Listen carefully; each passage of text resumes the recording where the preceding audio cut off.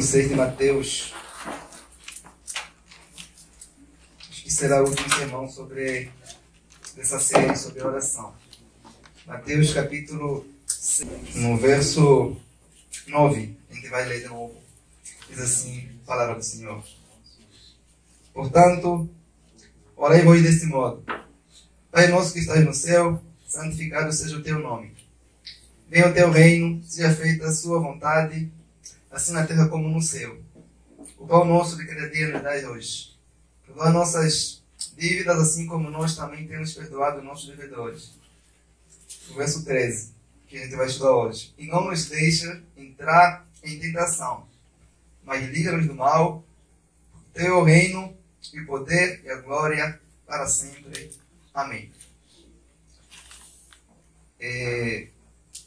Na semana passada, nós vimos que o Senhor, Ele nos ensina a pedir o perdão pelos nossos pecados que a gente cometeu no passado. Mas aqui, o Senhor, Ele nos ensina a orar para que não venhamos a voltar naqueles pecados que Ele mesmo já nos perdoou.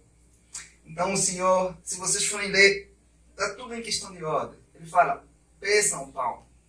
Se você pedir o pão de forma errada, se você não trabalhar por esse pão, você pode ser tentado assim fiel a usar todos os meios para você conseguir esse pão. Você que já foi perdoado, ore ao Senhor Deus para que Ele não te permita entrar em tentação. Então, aqueles que foram perdoados pelo Senhor, eles devem se esforçar para que não voltem a cometer os pecados que o Senhor já os perdoou. O nosso passado é como se Jesus estivesse dizendo assim: olha, o vosso passado, ele foi resolvido, porque vocês pediram perdão para Deus. E precisam de fato acreditar nisso. O passado foi resolvido. Mas é uma realidade que o pecado ainda é uma coisa presente na nossa vida. Então o Senhor está ensinando, dizendo o seguinte: olha, orem para que vocês não caiam em tentação. O segredo para não cairmos em tentação é orar antes mesmo da tentação chegarem até nós. No momento que a tentação chega até nós, que a gente vai começar a orar: ô Senhor, a gente já começa a amarrar. Amarra aqui, amarra aqui, amarra aqui, amarra aqui.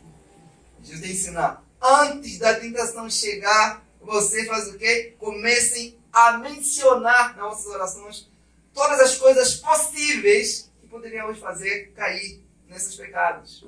Então, as orações não nos livram da tentação. Não é isso que Deus tem que ensinar aqui. A oração, ela nos livra de cairmos nela, de se entregar a ela. Muita gente, isso é uma realidade.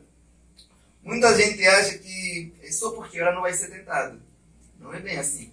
É porque você ora que você vai ser tentado. O Thomas Watson diz assim, que Satanás não tenta os filhos de Deus porque eles não têm pecados. Ele fala assim: Satanás os tenta porque eles temem uma vida santa. E ele quer fazer absolutamente de tudo para destruir essa santidade. Às vezes nós pensamos que se nós orarmos muito, vamos ter poucas tentações. Nós pensamos que se nós formos mais santos, não vamos ser tentados. Mas é mentira. O homem mais santo dessa vida que esse mundo já teve foi o mais tentado: Jesus Cristo. Ele foi tentado. Isso é comum. Às vezes a gente enfrenta uma tentação e a gente pergunta: mas por que esse eu oro? É por você orar que você está sendo tentado. É justamente por isso. Então, Agostinho dizia que toda a vida de um santo é uma vida de quê? De tentação. Ele diz: até Elias conseguiu cerrar o céu para não chover, não conseguiu cerrar, fechar o seu coração para a tentação. Ela vai chegar. Então, Jesus está ensinando o seguinte: olha, só se manterá em pé diante das tentações aquele que está orando por ela, aquele que se prepara para enfrentá-la. É como Jesus dizendo o seguinte assim: olha, tenham costume de orar, tenham costume de estar de joelho, para que vocês não venham cair. Orem, permaneçam assim, mencionando as vossas fraquezas na oração. Então, nós sempre esperamos ser tentados para começar a orar. Eu falei isso, mas vou repetir várias vezes. É melhor você cuidar da sua saúde agora, do que você começar a querer tratar cuidar dela só depois de você adoecer. Então, não é pelo fato que você não está sendo tentado hoje que você não vai ser tentado. Você vai ser tentado. Isso não é uma profecia, não. Isso é a realidade da vida. Ninguém escapa disso. Ser tentado não é opcional. Você vai ser tentado. Mas a grande questão é quando, como, por quais meios e como você vai lidar com isso. Algumas pessoas têm problemas, abandonaram alguns pecados, né? Não digo que elas abandonaram, elas deixaram de cometer alguns pecados, e pelo fato de elas deixarem de cometer por um tempo certos pecados, elas fazem o quê? Deixam de orar contra esses pecados. Isso acontece com muita frequência. É possível que a sua própria carne te faça pensar que você abandonou certos pecados só para você deixar de orar contra eles. O pecado no nosso coração, ele se esconde, ele fica aí adormecido, sabe? Todo mundo já viu uma barata. A barata se esconde. A barata foge à luz. A barata, quando vê luz, ela foge de você. Se você observar bem na sua casa, deve ter uma barata em algum momento. Mas o fato de você não ver a barata não quer dizer que não tem barata aí. Tem. Mas ela tem esse dom, essa capacidade de fugir de quem? Da luz. Então, e as baratas, elas sempre procuram os lugares mais escuros para se esconderem, para não serem vistas. E pode passar a impressão que não tem nada aí. Mas é assim, o próprio pecado no nosso coração, ele funciona como as baratas. Ele se esconde. E você pensa que já não existem mais. Você fica tranquilo, seguindo sua vida, deixando de interceder por eles. No nosso coração existem muitos lugares escuros onde o pecado se esconde. Às vezes nós vemos, né? Nós temos a pressa de sair, levar o evangelho ao mundo, pregar para todo mundo. É verdade, existem pessoas no mundo que não ouviram o evangelho. Existem lugares nesse mundo que o evangelho não chegou. Mas existem lugares, no seu coração também, onde o evangelho não chegou. Onde ainda há escuridão.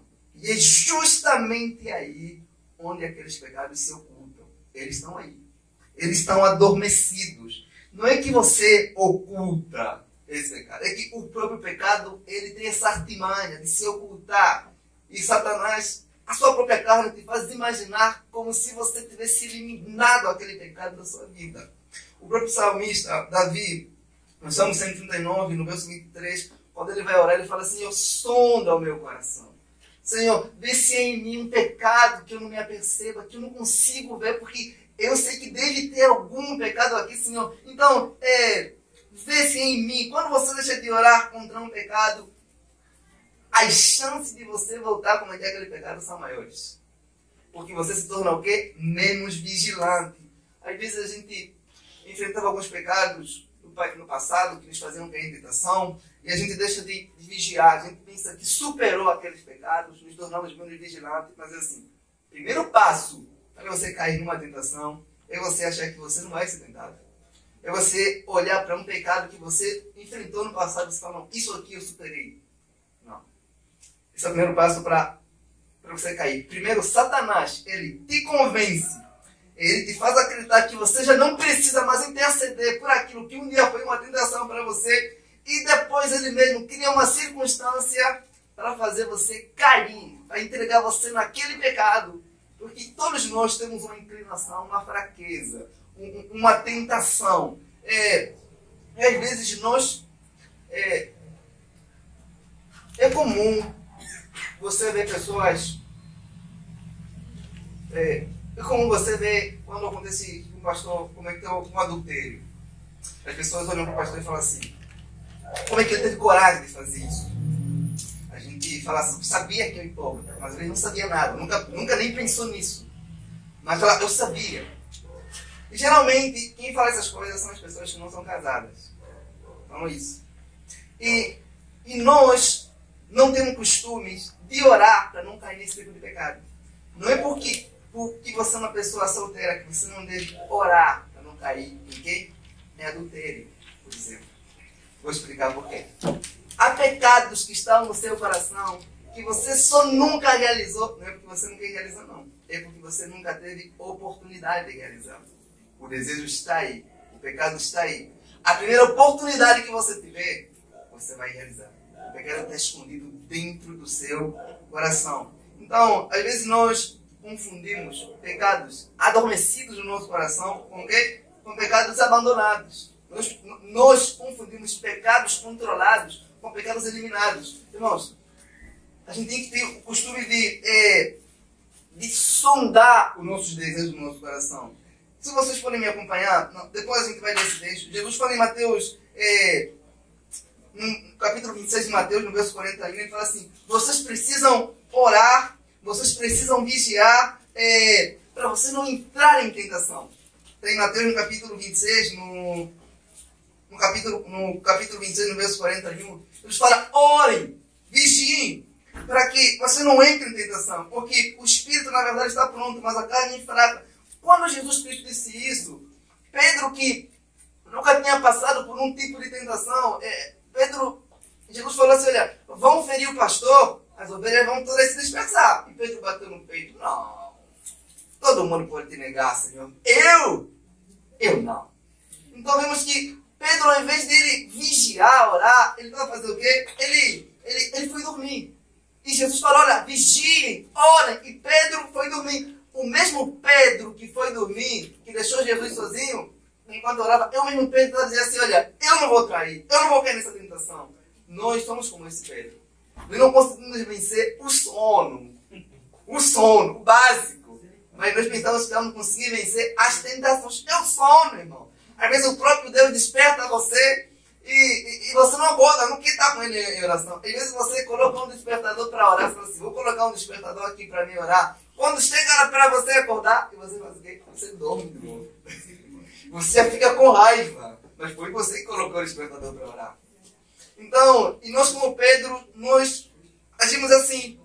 Então Jesus está dizendo assim: olha, observem tudo, conheçam quais coisas nos vossos corações vos deixam vulneráveis, vos deixariam vulnerável à queda. Jesus, ele não fala apenas sobre orar, ele fala sobre vigiar. É você observar, é você literalmente ver. Que ambiente você frequenta? Quais coisas fariam você pecar contra Deus? É você vigiar os desejos do seu coração.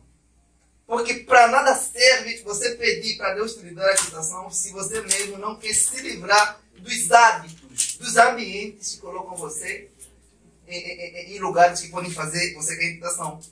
Então, se você não quer ser tentado, você deve fazer de tudo para se afastar de tudo que te faria entrar ou cair em tentação. Isso requer ambientes, requer amizades, isso requer propostas, sites, filmes, grupo do WhatsApp. Então, se você não quer que Satanás te tenta e te faça cair, pare de frequentar lugares onde você sabe que ele está de forma mais ativa.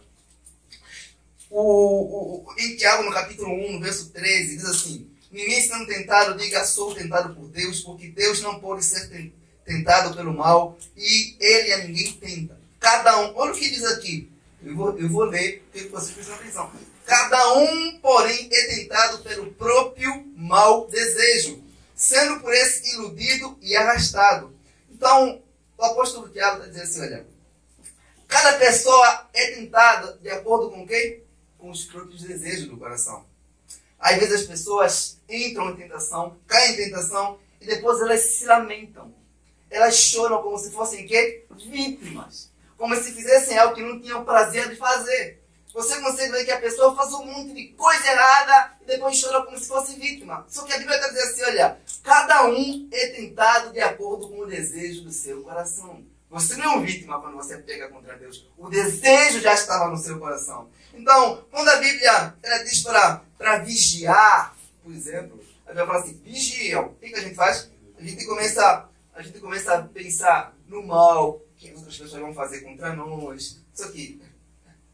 Nós nunca pensamos nem no mal que estamos fazendo o próximo. Né? Nós sempre pensamos no mal que alguém vai fazer contra nós. Só que a gente nunca pensa em vigiar nos nossos desejos, no nosso coração, nos nossos prazeres. Ninguém pode causar tantos males para você como os desejos do seu coração. Eles são enganadores. É aí onde a tentação começa. Os desejos pecaminosos podem ser comparados como um traidor no seu coração. Por isso que Salomão diz assim, olha, sobre tudo que se deve guardar, guarda o quê? Guarda o teu coração, porque dele procede a saída da vida. Em Mateus, no capítulo 15, no verso 19, Jesus fala assim, porque do coração é que procedem os maus intentos, homicídios, o adultério, a imoralidade, os roubos, os falsos testemunhos, as calúnias, a blasfêmia. Então, junto com o apóstolo Tiago e Mateus, eles dizem o seguinte, olha, a tentação sempre está ligada ao quê? Ao desejo do coração do ser humano. Aos desejos não tratados, aos desejos não purificados, aos desejos que estão aí, estão sendo alimentados. Nós só temos prazer de fazer aquilo, nós só fazemos aquilo que temos desejo de fazer. Então não nos obrigam a fazer o que é mal. O mal já vive em nós, o mal está aí. Você vê que nós temos desejo por dinheiro, temos desejo por sexo, temos dinheiro por notoriedade, temos desejo por se vestir bem. Todas essas coisas não são coisas propriamente más. São desejos que estão no nosso coração. Mas a tentação consiste em satisfazer esse desejo de forma errada, ou por motivos errados. Isso é entrar em tentação. Eu vou explicar para vocês. Vocês lembram em Mateus 4, quando Jesus foi tentado? Jesus foi tentado a transformar o quê? A pedra em pães. Ele estava com fome. Ter fome é errado? Não é errado. Ter desejo de comer é errado? Não é errado. Mas a tentação consistia em satisfazer a sua fome por um motivo errado. Para fazer o quê? Para provar que tinha poder. Que era filho de Deus. Que tinha que satisfazer aquele desejo para provar alguma coisa. Por exemplo, um homem pode ser tentado sexualmente por uma mulher. E ele pode ceder essa tentação só para provar que o quê? Que é homem. O desejo em si não é um desejo mau. Mas a intenção de provar. Eu quero provar isso. Uma pessoa que fica no relacionamento com um descrente. É errado ter um relacionamento com uma pessoa? Não. Mas o pecado é você tentar provar isso. É satisfazer isso de forma errada. E o próprio Satanás ainda coloca na sua cabeça assim, não tem nenhum problema não. Ele é descrente, você não crê em Deus. Deus não tem poder para mudar o coração dele. Aí ele começa a colocar um monte de propostas na sua cabeça. Se você querer satisfazer um desejo no seu coração de uma forma má. Então, e ele faz proposta, né? Que você não crê, que você não é filho de Deus. Onde está a sua fé? Isso tudo é que ele estava a tentar Jesus no deserto. Deus, não é seu pai, prova alguma coisa. Essas provas aí, isso é assim que a tentação começa. Isso é tentação. É quando Satanás nos leva a satisfazer um desejo bom com uma coisa má. É quando nós abrimos mão de uma coisa que é eterna por causa de uma coisa que é temporária. Vocês viram comigo que o nosso primeiro pai pecou? Por causa de fruta. Era perfeito. Perfeito, irmão. Não morria, não adoecia, não pagava conta, não pagava aluguel, nada. Por causa de fruta. Fruta mesmo.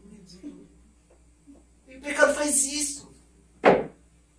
É você satisfazer esses desejos, essas promessas dele, é abrir mão da perfeição por causa de fruta, é trocar o seu mestre, que vale tudo, com algumas moedas de prata, como fez Judas. Então, a gente é tentado assim, em satisfazer esses desejos. Vou dar um exemplo para vocês aqui.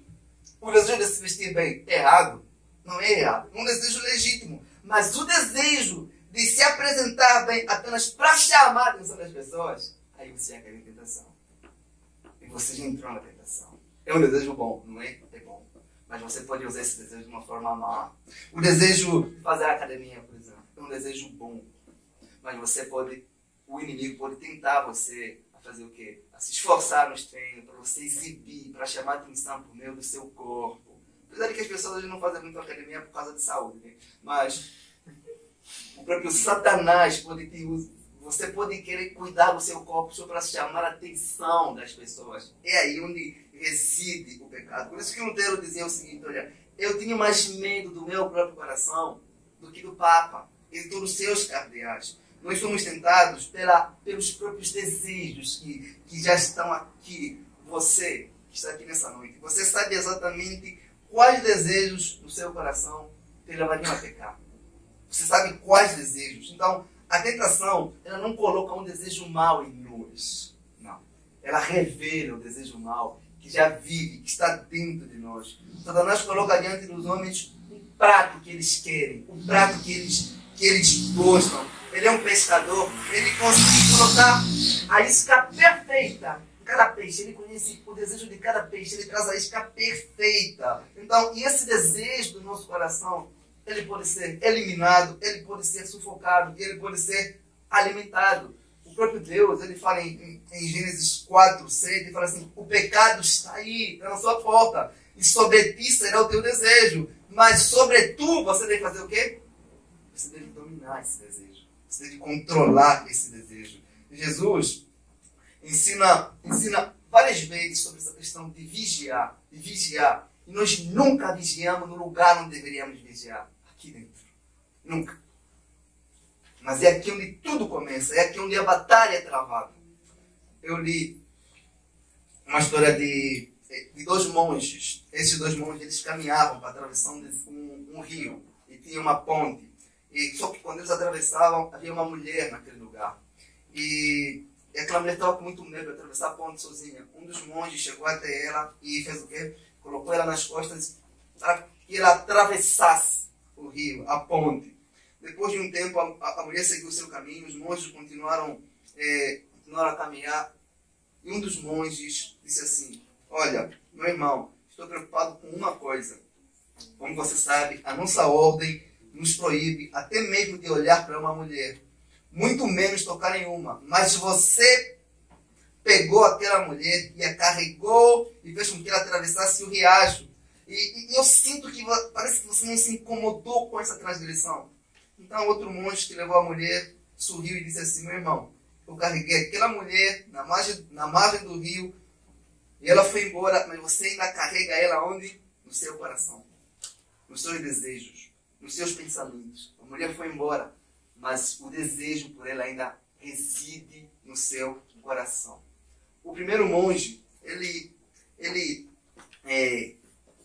não caiu em tentação porque não havia o desejo mau no coração dele.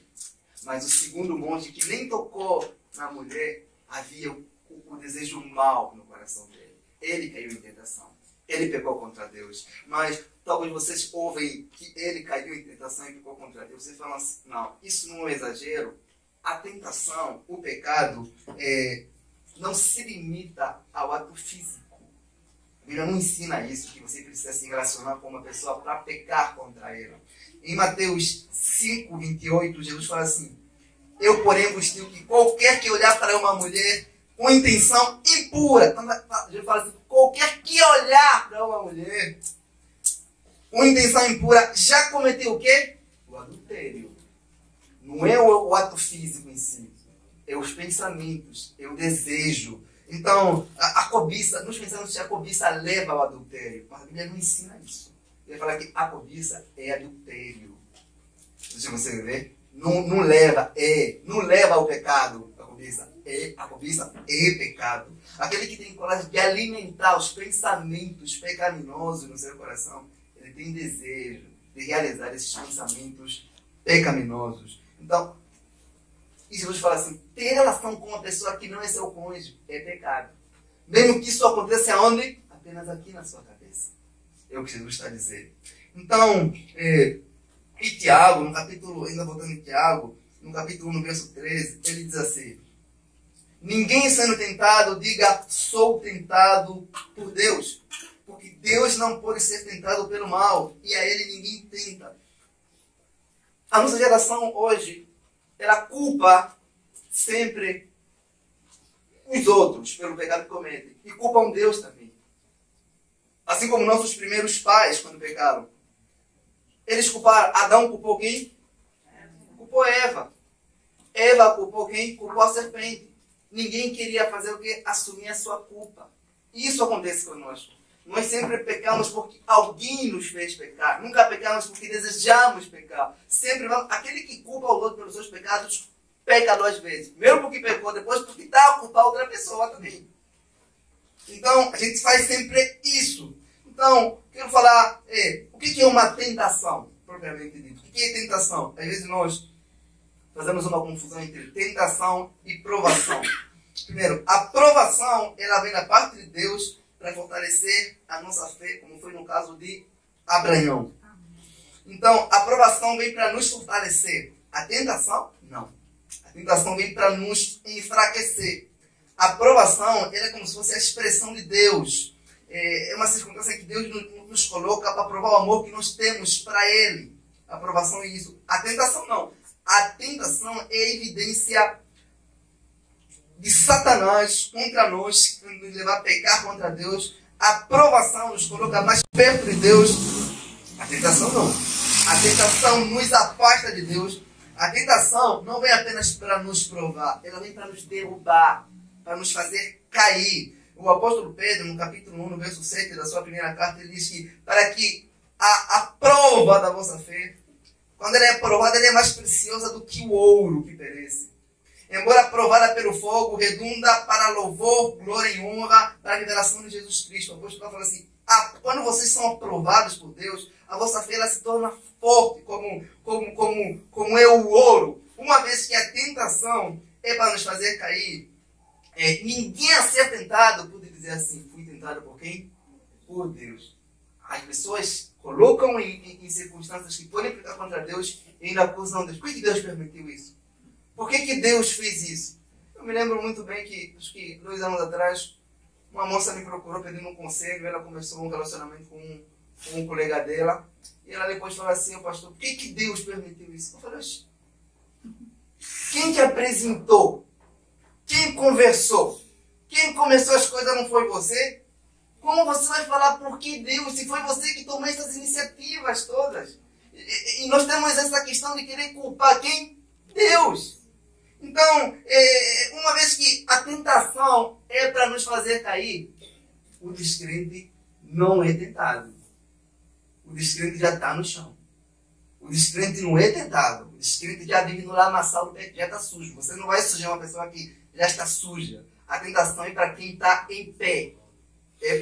Por isso que você vai ver que tem pessoa que nunca vai ser tentado, não. Nunca vai cair, não. Que nunca se levantou. Então, os ímpios não caem em pecado, porque eles já vivem nesse lamaçal. Então, e Satanás não vai infernizar uma pessoa que já está caminhando em direção do inferno. Ele não faz isso. Ele inferniza a vida daqueles que estão caminhando em direção de quem? Do céu. Da eternidade. O caminho para o inferno, às vezes, ele parece tão bom que se você não vigiar, você corre a tentação de pensar que você que está caminhando em direção do céu está caminhando em direção do inferno, por causa das provações, por causa das tentações. A pessoa que caminha em direção do inferno não encontra muitas dificuldades, não encontra. Aí tudo é permitido, tudo. As injustiças, as fofocas, as coisas ilícitas, aí tudo é permitido. Então, o que é uma tentação? Uma tentação é uma sedução forte para fazer você cometer um pecado. É uma atração por algo que seja mal. Isso é uma tentação. Você é seduzido a fazer uma coisa errada, um pecado contra Deus. Então, vocês puderem me acompanhar em Gênesis, no capítulo 39,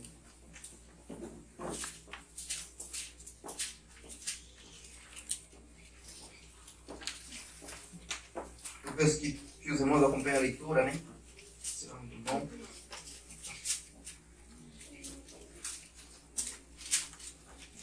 Gênesis 39, verso 7. A leitura todo mundo conhece, né? Diz assim: e aconteceu, depois dessas coisas, que a mulher do seu senhor pôs os olhos em quem? Em José. Ele disse: deita-te comigo. Mas ele recusou e disse à mulher do seu senhor: eis que o meu senhor não sabe o que está comigo na sua casa, e entregou em minha mão tudo o que tem. E ele não é maior do que eu nessa casa, e nenhuma coisa me vedou senão a ti, porque eis sua mulher. Como, pois, posso eu cometer este grande mal de pecar contra Deus? Entretanto, ela insistia com José dia após dia. Ele, porém, não lhe dava ouvidos para se deitar com ela ou estar com ela. Mas sucedeu certo dia que entrou na casa para fazer o seu serviço e nenhum dos homens da casa estava lá dentro. Então ela, pegando-lhe pela capa, disse: deita-te comigo. Mas ele, deixando a capa na mão dela, fugiu, correndo para fora da casa. Quando ela viu que ele deixara a capa na mão dela e fugira para fora, acho que vou parar por aqui. Irmãos, Todo mundo conhece essa história. José, ele foi tentado. Ele estava num ambiente perfeito para cometer um pecado perfeito. Só ele e quem? E a esposa do seu chefe. Várias vezes aquela mulher incitava ele para se deitar com ele, para ter relações com ele. Eu quero que naquele momento José ouvia algumas vozes também. Ninguém vai saber. Ninguém vai ver. Ninguém vai perceber. Não tem aquele ditado que diz o que ninguém viu, ninguém sabe. Só que Deus vê todas as coisas, irmãos. E toda vez que ela tentava, ele deixava bem claro que não posso cometer esse grande mal. José diz que sexo fora de casamento é o grande mal. Olha o que ele diz. Ele não diz apenas que é o mal contra o seu chefe. Ele diz que é o mal contra o próprio Deus. Ele não apenas sente como se tivesse atrair o seu chefe. Ele diz, se eu fazer isso, eu estou a atrair contra Deus. Aquelas mãos suaves daquela mulher pareciam ser suaves, mas eram o quê? Eram as próprias mãos de Satanás que queria fazer aquele jovem pecar contra Deus. Era jovem, assim como todos nós aqui somos. Amém? Todo mundo aqui é jovem. Tá? Amém. Amém. Amém. Então, José, ele deixa a sua capa, ele foge. Ele prova que José é homem. José mostrou a sua masculinidade fugindo do pecado. Ele prova que ele é um homem de verdade. José poderia muito bem bater no peito e falar, não, agora você foi longe demais. Eu vou ter que provar que eu sou um homem de verdade. Mas não. Ele mostrou que é um homem de honra, um homem que tem princípios, fugindo do pecado. Nenhum homem é mais homem do que um homem que está a fugir pelos seus pecados, que está a lutar contra os seus pecados. José era um escravo. E como escravo, ele tinha que obedecer tudo. Tanto que o texto mostra que é como se a mulher desse uma ordem. Deita-te comigo. Talvez por meio disso José poderia ser promovido a um cargo maior. Então, José estava... Tudo favorecia José. Só que as circunstâncias favoreciam José. Era um lugar secreto. Ninguém via. Só que o homem de Deus, ele não é movido pelas circunstâncias. O homem de Deus é fiel. Ele não é em público uma coisa que não é em secreto. Aquilo que ele era em secreto, ele era em público também. Ele era fiel. Só que o hipócrita é visto desse modo. Tem um comentarista bíblico que diz assim que José sofreu a tentação perfeita, porque tudo favorecia José. José era jovem, José estava longe de família, carente de afeto, de carinho, estava perante uma mulher bonita. Todas as circunstâncias favoreciam a queda. No entanto, ele permaneceu fiel a Deus. Ele resolveu não se contaminar. José correu como se fosse doido mesmo. Ele deixou as vestes e ele correu. Ele estava ciente de que aquilo que ele estava a enfrentar era algo que é muito mais forte do que ele. E que ele não podia encarar assim, sabe, assim com os olhos, não podia encarar. Então ele fugiu. Nós tentamos fugir de tudo, irmãos, que nos faz não ter comunhão com Deus, que ameaça a nossa comunhão com Deus. Não apenas você falar, meu Deus, está amarrado, ou Senhor, está amarrado, está amarrado. José não começou a fazer isso, não. Isso não funciona, não funciona. Não funciona mesmo. Isso não existe. Você vai começar a repreender, eu repreendo. Repreender o quê? A forma certa de repreender é fugir. Se você não fugir, você não está repreendendo nada. Então, vemos que José reconhece que... José mostra aqui um homem humilde, porque ele reconhece as suas fraquezas. E a palavra diz que Deus dá graça aos humildes. O fato dele fugir, ele está a reconhecer, eu sou fraco. Eu sou homem. Eu não sou super-homem. Só permanece diante da tentação o tolo, o estúpido, o fraco. Que a pessoa que recebe graça, a pessoa que realmente é forte, ela foge do seu pecado. Então, quando se fala sobre vencer o pecado, vencer as tentações, resistir não é virtude. Enfrentar, bater de cara, não é virtude. José não fugiu porque era burro, não. José fugiu porque ele era sábio. É porque ele é um homem temente a Deus. Vocês viram o que aconteceu com um homem que tentou enfrentar, bater no peito, que era forte, o seu pecado? Acabou sem olhos. José não era forte como Sansão, que matava os outros, que ia fazer confusão com os outros. Não. José lutava contra os seus pecados. Isso mostra a grandeza daquele homem. Ele é um grande homem. E ele era moço. José era moço. Então, José não fugiu apenas porque, eu repito, é fraco. Não há como vencer o pecado sem fugir dele. Não há. Não existe. Não existe. Não temos orientação da parte de Deus para nós enfrentarmos o pecado. Temos orientação para quê? Para fugirmos do pecado. Para fugirmos. Eu lembro que eu li sobre a história de São Tomás de Aquino. Que tentavam, várias vezes eles tentavam ele de várias formas para ele poder se abster da religião. Até que uma vez os seus próprios parentes contrataram uma prostituta para tentar ele. São Tomás de Aquino pegou uma vara com fogo e deu corrida naquela mulher para sair da casa dele. Ele sabia que ele era homem e como homem estava sujeito à queda, assim como José sabia que era homem e como homem estava sujeito à queda, por isso ele fugiu. Essa é a forma certa. Então, como lidar com a tentação, meus irmãos? Não existe não existe muitos passos. Não existe uma coisa assim muito profunda, não. É fugindo da tentação. Foi essa orientação que o apóstolo Paulo deu para quem? Para Timóteo. Paulo fala em 2 Timóteo 5,22, fala assim, olha, fuja, Timóteo, das tentações. Paulo está falando, eu vou falar por você, Timóteo. Sabe, nessa carta, são as últimas cartas do apóstolo Paulo. O apóstolo Paulo vai ser degolado. Os últimos conselhos que ele está dando para Timóteo são os conselhos mais importantes. Ele está falando, filho, fuja. Você não é o super-homem.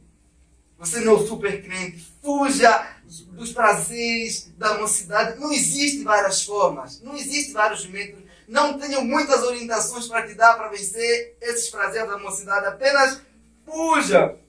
Porque o nosso mundo é estúpido mesmo.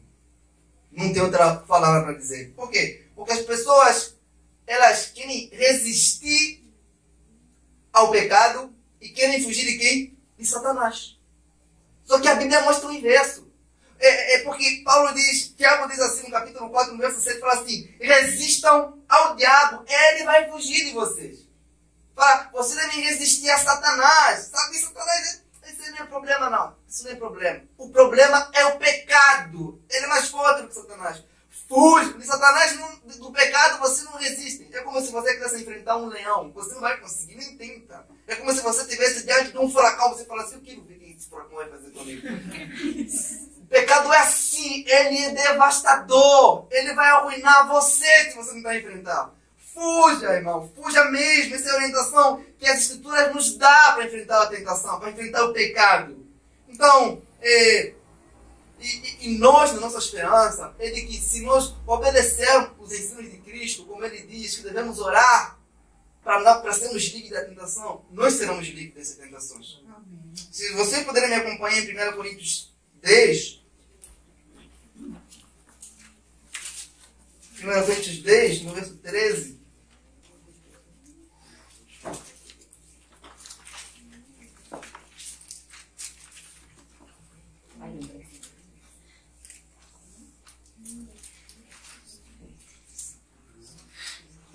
tem gente que ouve uma palavra de José e fala assim, não, isso foi no tempo de José. Mas não é assim. Fala assim, isso é coisa da Bíblia. Não. 1 Coríntios 10, 13 diz assim, as tentações que vocês têm de enfrentar são as mesmas que os outros fizeram o quê? Enfrentaram. Mas Deus cumpre a sua promessa e não deixará que vocês sofram tentações que vocês não têm forças para suportar. Antes, com a tentação, dará um meio de saída para que vocês possam fazer o quê? Suportar. Olha, Paulo está dizendo assim, Deus é fiel. Deus é fiel porque Ele sempre providencia um meio de escape para a tentação. Mas você fala assim, não, pastor, você não sabe, você não sabe. Eu estou num beco sem saída. Eu estava numa situação que, pastor, você não sabe. Se você está numa situação, numa tentação de que você não pode sair, você é um mentiroso. Você é o maior mentiroso desse lugar. Porque a Bíblia está falando assim que Deus, Ele sempre providencia o quê? Um escape, uma saída. Ah, mas não tem como sair. Então você está falando que Deus é mentiroso.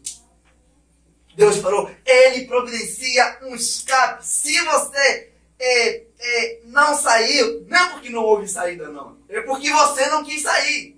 É porque você negligenciou esse escape da parte de Deus. Deus nunca vai permitir que você fique num beco sem saída. Ele fala assim que vocês não foram tentados com tentações que vocês não podem suportar.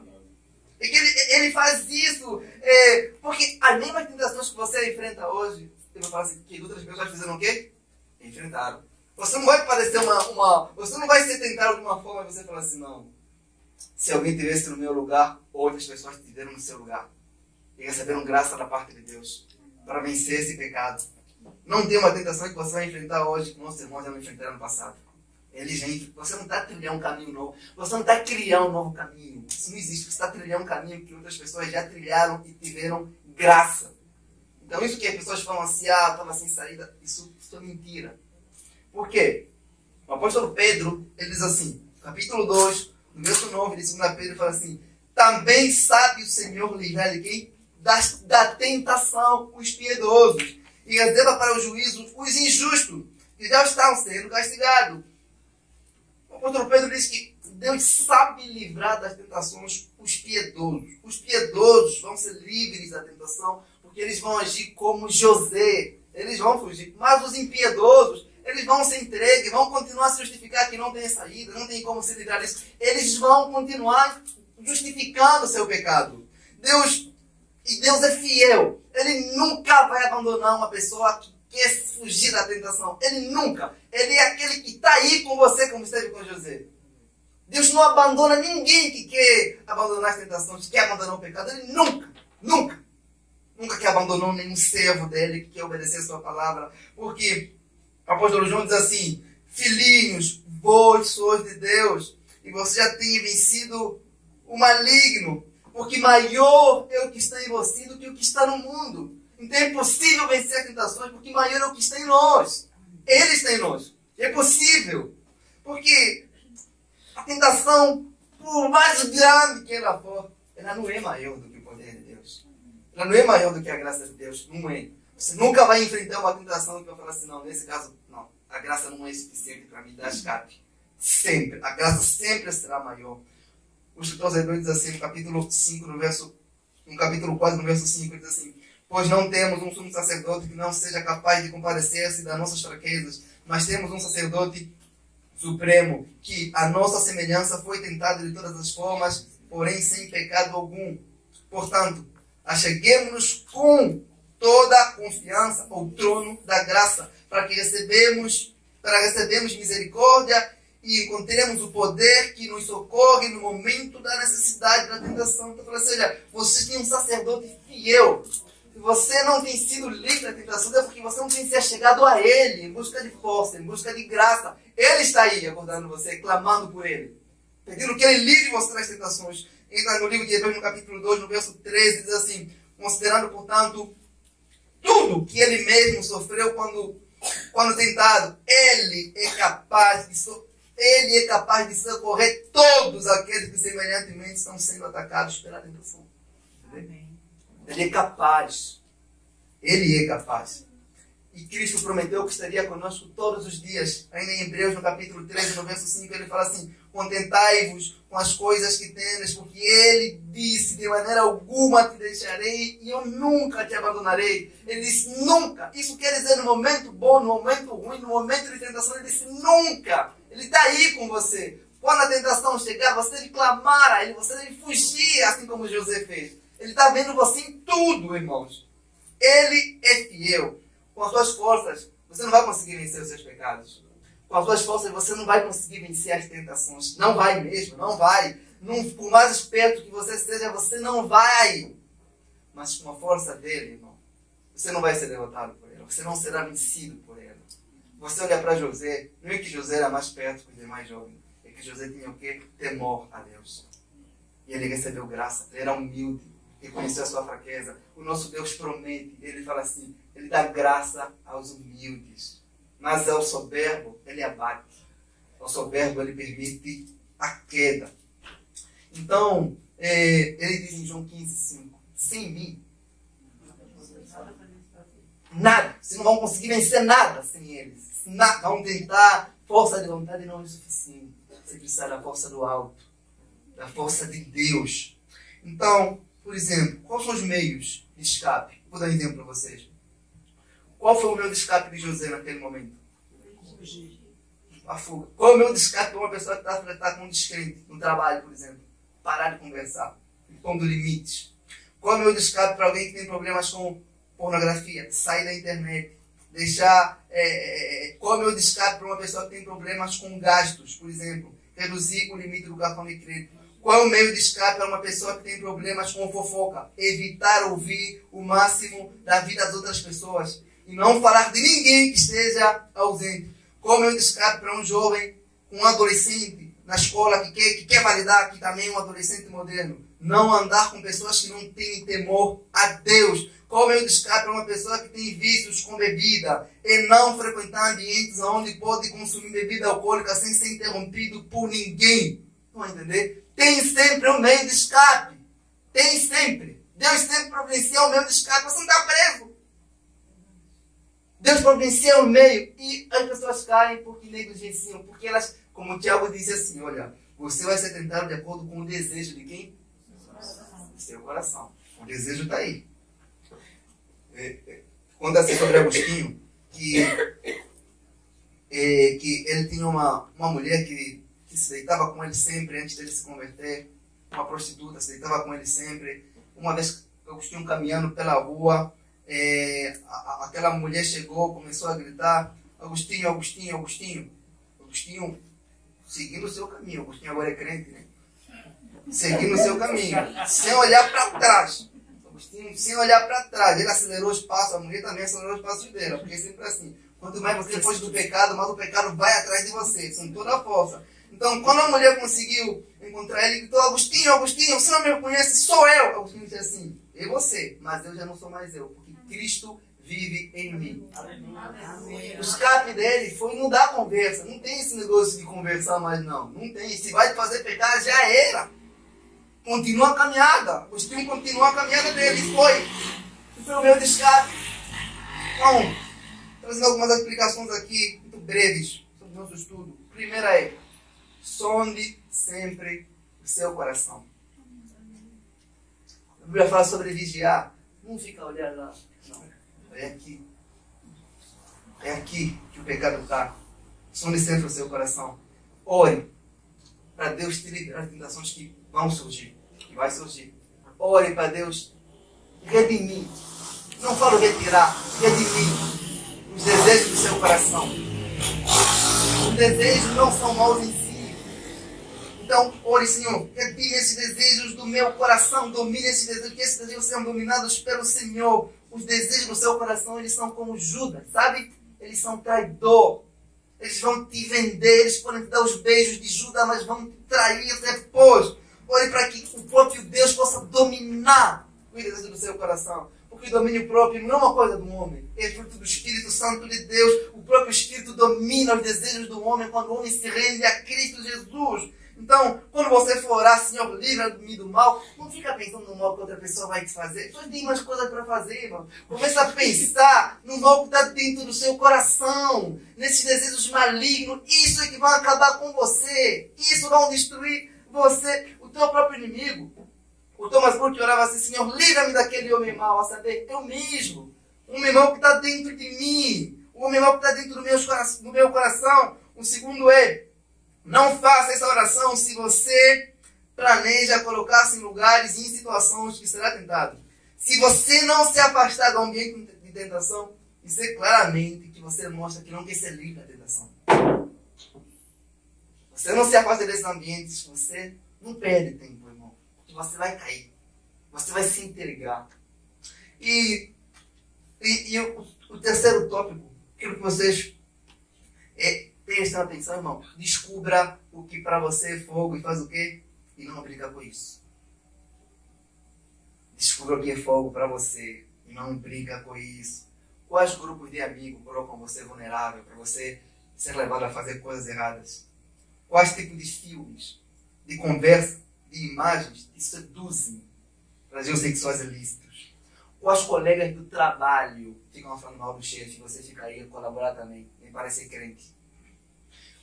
quais grupos do WhatsApp você está.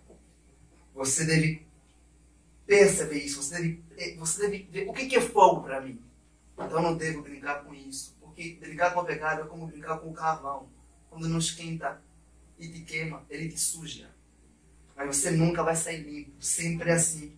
O Thomas Group dizia que aqueles que ficam perto de um buraco profundo não devem ficar surpresos quando caírem dentro dele.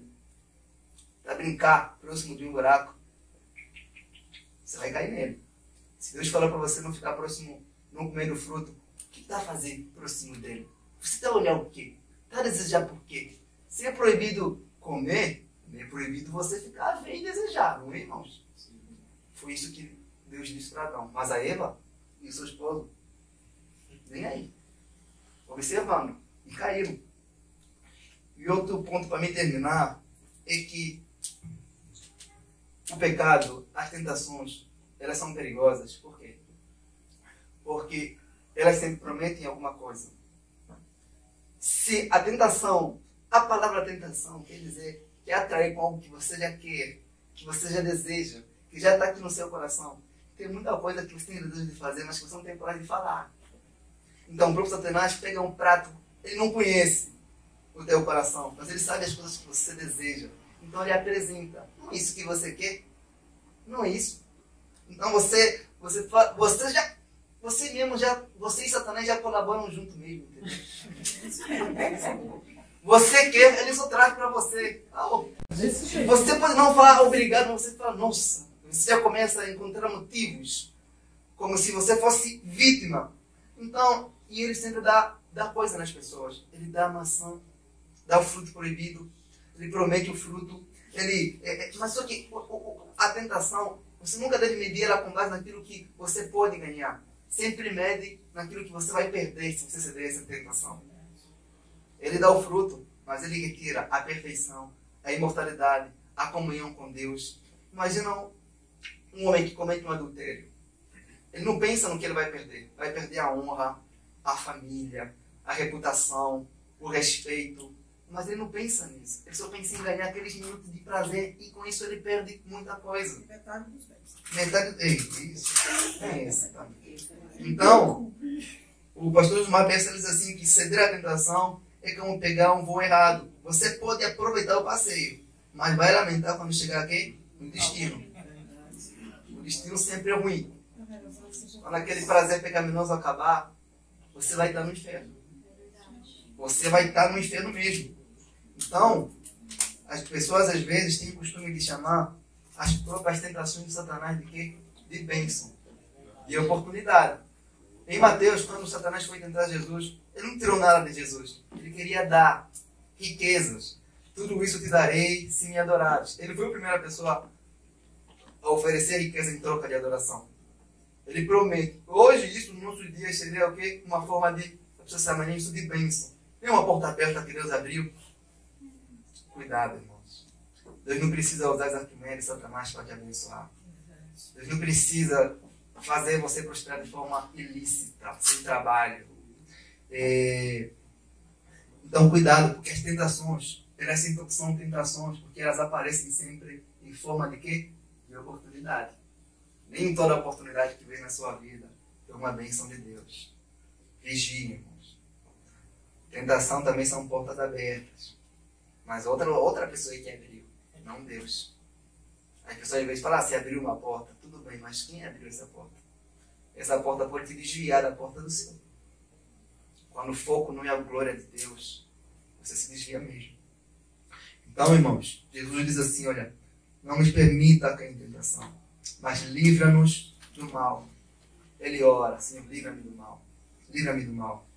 Se você tem caído em uma tentação, a minha palavra para você, se levante. Deus é poderoso para perdoar você. E se você não ignorar os meios de graça, Ele é poderoso para te fortalecer, de modo que você não venha cair mais nela. O justo pode cair 7 vezes, mas o Senhor levanta sempre. Não permaneça em lugares escorregadios. Porque quando você cair, você não foi uma vítima, não. Você foi uma escolha de permanecer aí. Amém, irmãos? Amém.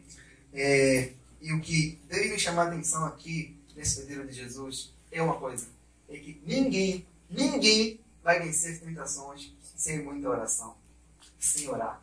Esse é o alvo de Jesus. Orem. Sem oração, não há vitória sobre as tentações. Se você for fraco na sua vida de oração, você vai fracassar quando as tentações chegarem. Você não tem orado para ser livre da tentação quando elas chegarem, você não vai saber lidar com elas, porque você não está preparado. É como se a oração nos treinasse, sabe? O atleta que treina o ano inteiro, às vezes para competir, às vezes 5 minutos, mas ele ficou o ano todo para treinar. Assim, você deve orar durante tempo, para quando a tentação chegar, você está firme, um corpo firme mesmo. Amém? Amém. Eu convido você nessa noite a fazer uma oração silenciosa e honesta. Você apresentando diante de Deus os desejos do seu coração, que